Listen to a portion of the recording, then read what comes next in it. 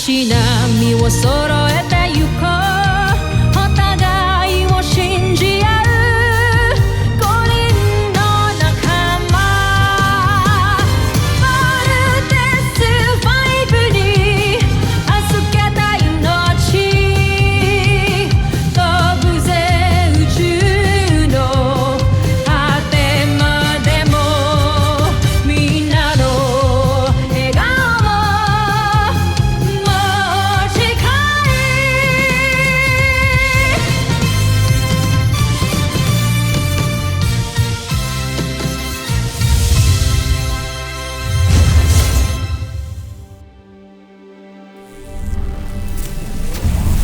Ang nakaraan sa Voltes 5 Legacy.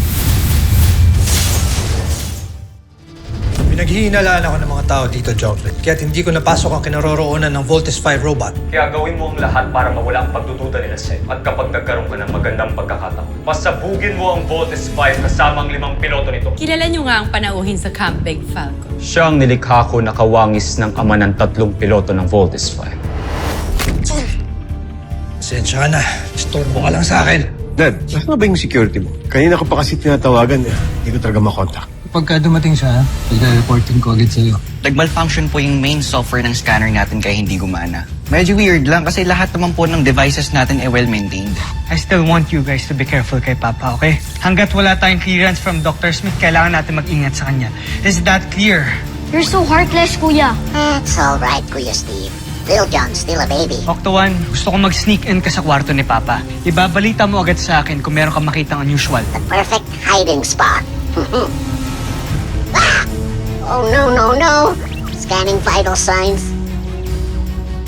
Kamusta naman yung pag-uusap ninyo? Wala ka bang napansin na kakaiba? Wala naman. Except, parang nagulat siya nung kinamusta ko ang mission niya doon sa Bosnia. As if ngayon lang niya nalaman. Alam ko nagdududa rin ho kayo kay Papa. Your father is a friend. Panatag ang loob ko pag magkasama kami. Pero itong Ned na dumating, I really don't know for some reason. I'm not at peace with him. Whoa! He's back! Danger. Detecting explosive device. Octo need to escape. Octo cannot be detected. Octo has to warn Kuya Steve and Little John. Oh... Pero huwag kang magalala. Gagawin kong lahat para makilala ko talaga kung sino tong Ned na to. Ingatan mo lang yung mga kapatid mo. Hindi habang panahon ay nandito ako para pangalagaan kayo. Steve, you promised me this. Kahit anuman ang mangyari, kahit ano man, magiging buo kayo for Voltes 5. Para sa planetang Earth. I promise, Dr. Smith.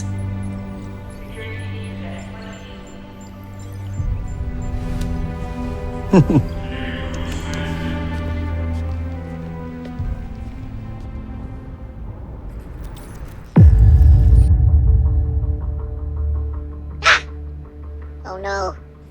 He's awake. Why doesn't he leave? Just go, Dr. Ned. Alright, I think he's leaving. Just go. Walk out the door. Don't turn around.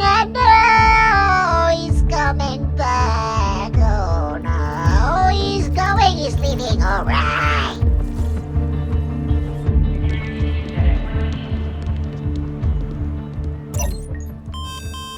Ned, Richard.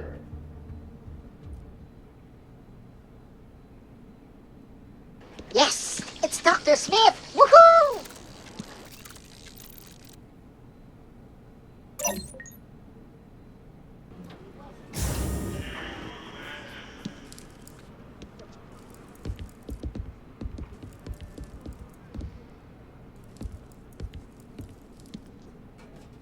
Good morning, Richard. Hi, Ned. Oh, hindi pa rin bumabalik yung security mo. Nasaan ba talaga sila? Hindi ko rin nga alam kung ba't hanggang ngayon hindi pa rin niya ako binabalikan.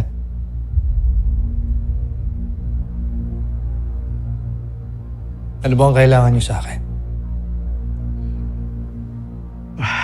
Alam mo, ayaw ko na talagang abalahin ka pa, pero I just have to do this para matapos na to. Alam mo na, protocol lang to. Para maging clear ka na rin, di ba? Napaayos mo na pala ang scanner. Yeah, finally. It's working great. And I'm sure correct na maging reading ito. Well, are you ready? Okay, let's do this.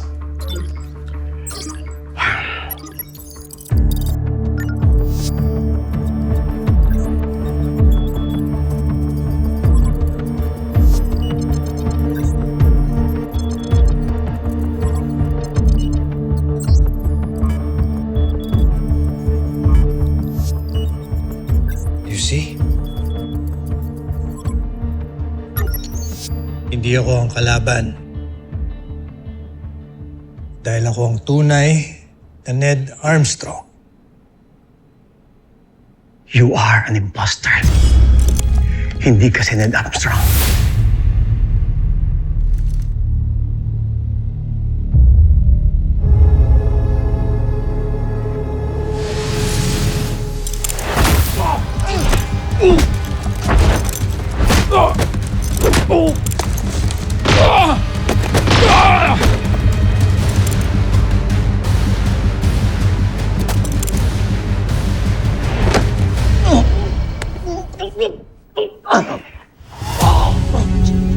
Kung hindi ka lang masyadong paranoid, hindi mangyayari sa'yo to.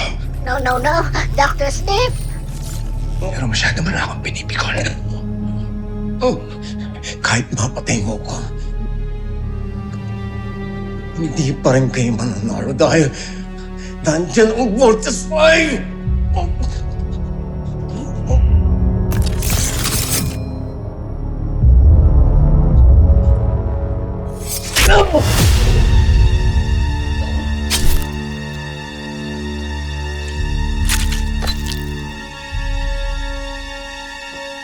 Dr. Smith! No!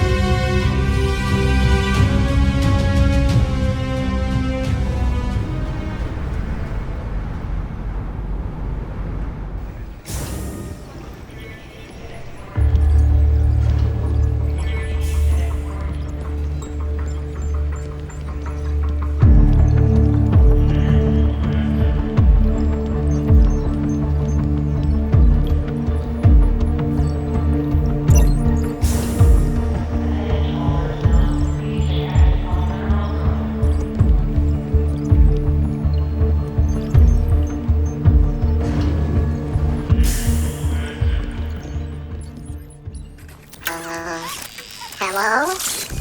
Dr. Smith? Dr. Smith?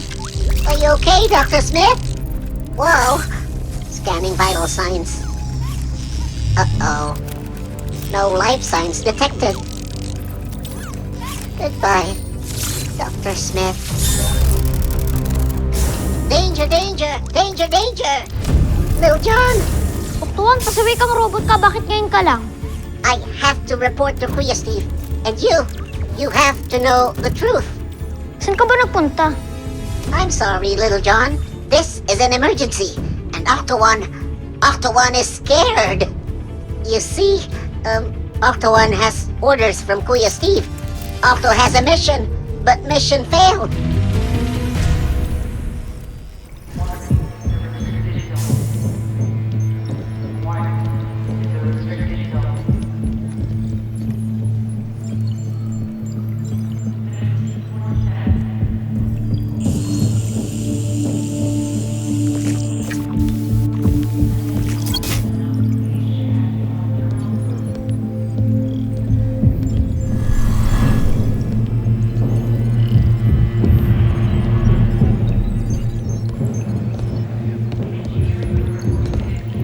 Andito na naman kayo, Dr. Armstrong. Ayaw namin na magkagulo ulit tayo dito.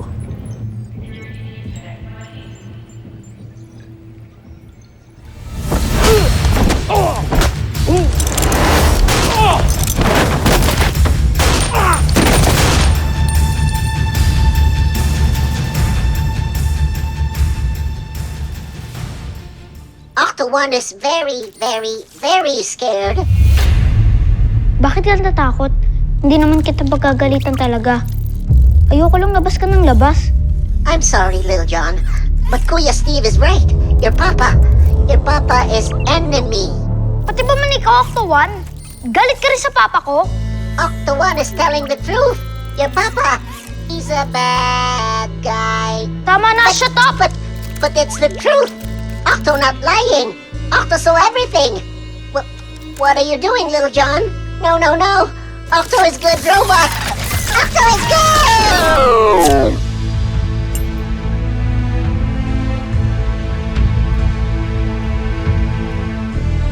Sorry, Octo 1, pero papa ko siya. Kaya di mo siya pwedeng siraan.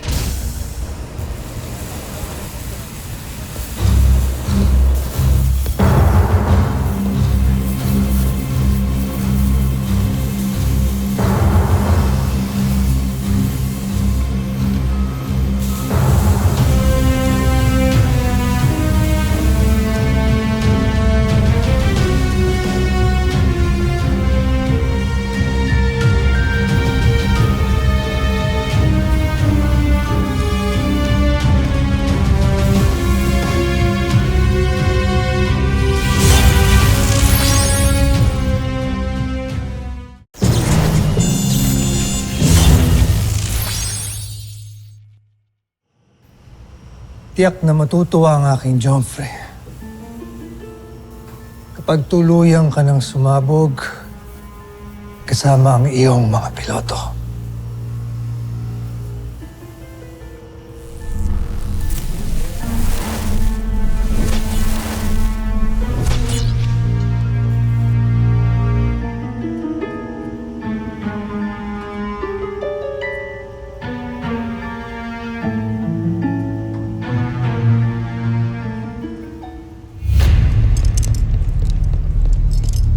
Alert! Kailangan ng security dito sa engineering deck.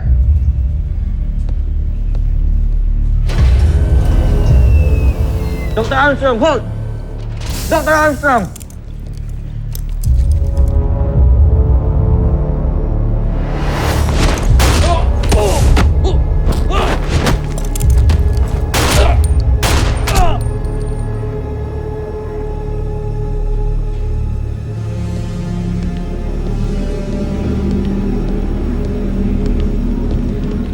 Gunshots! What the hell happened here?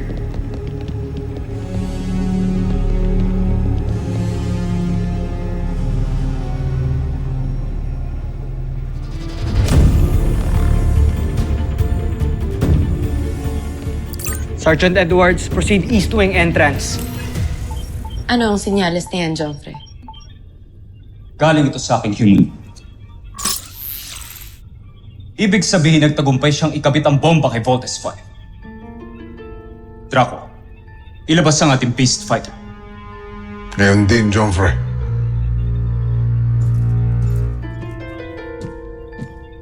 Sa sandaling lumitaw ang ating beast fighter, siguradong ilalabas nila si Voltes 5. At yan ang magiging napakalaki nilang pagkakamali. Tama. Masasaksihan ng buong planetang Terra Air 2 ang karimari-marim na pagkawasak ni Voltes 5.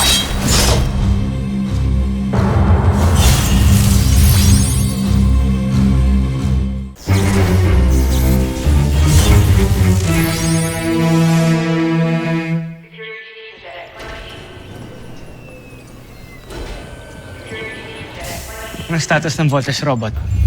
Upon visual inspection, wala naman kaming na-detect na suspicious, kaya wag na kayo mag-alala. Pero dapat ma-check ng CBF Robotic Engineering para sigurado. Salamat, Sergeant Major. Sino kayang pwedeng gumawa nito? Lakas ng pakiramdam ko. May kinalaman dito yung lalaking kamukha ni Papa. Kuya, dahan-dahan naman sa pagbibintang. Papa nyo lang naman ang bago dito sa camp. May point naman si Steve. Baka may kinalaman nga siya dito. Team, kailangan natin mahanap siya agad. Pati si Dr. Smith. Tara na.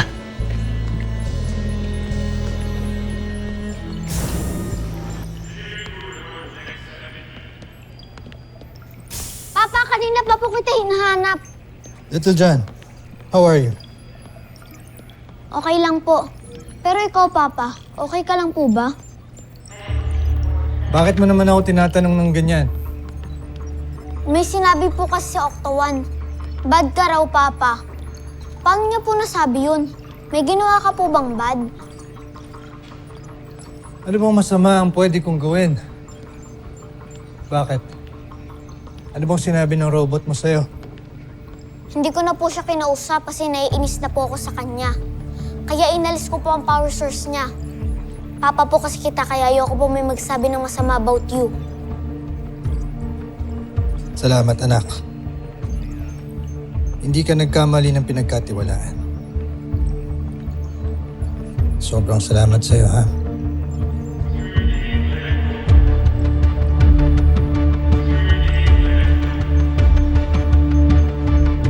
Anna, where's Dr. Smith? Wala siya dito. Pinunta niya si Dr. Armstrong.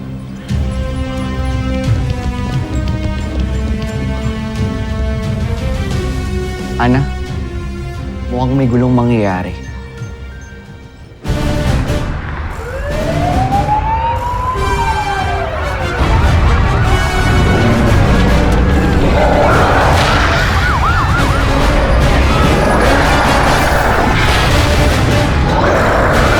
Vera, sumugod ka. Huwag mo akong papahiyain kay Prinsipe Zardos. Magpakitang gilas ka. Sige, simulan mo naman ako magwasak!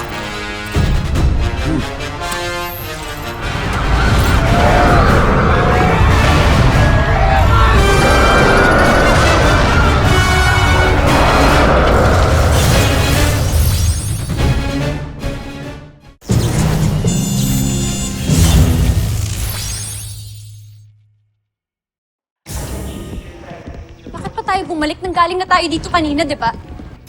Taas ng kutob ko, may makikita tayo dito sa loob eh. Security overhead room 609.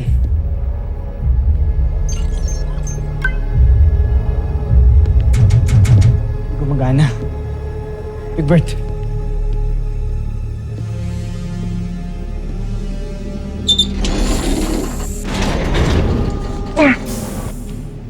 Dr. Smith!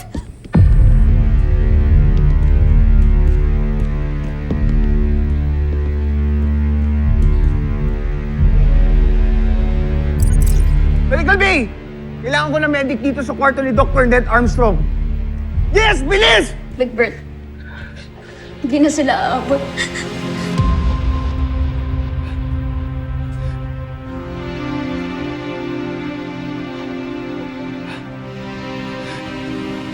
Wala na si Dr. Smith.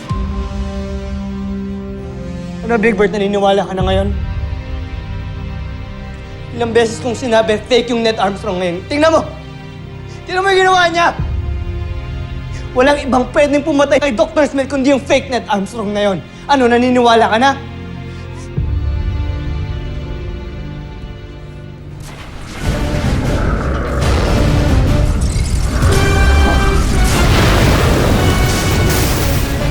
Sige, Gabriela.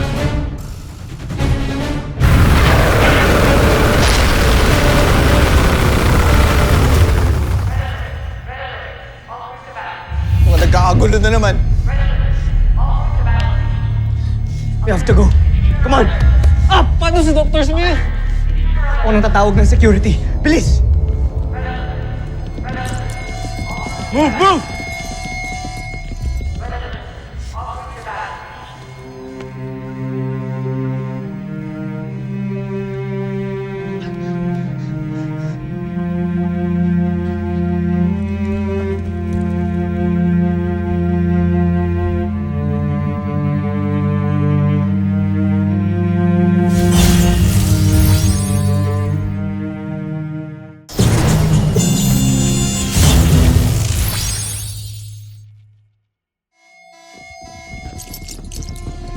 Asa loob si Dr. Smith. Asikasuhin niyo! Copy, Lieutenant!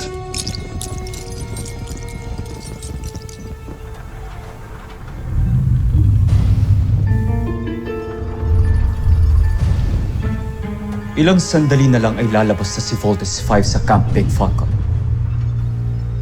Ibig sabihin, konting panahon na lang ay masasakop na natin ang tuluyan ng planetang ito. Kapag sumabog si Voltes 5 at ang 5 piloto nito.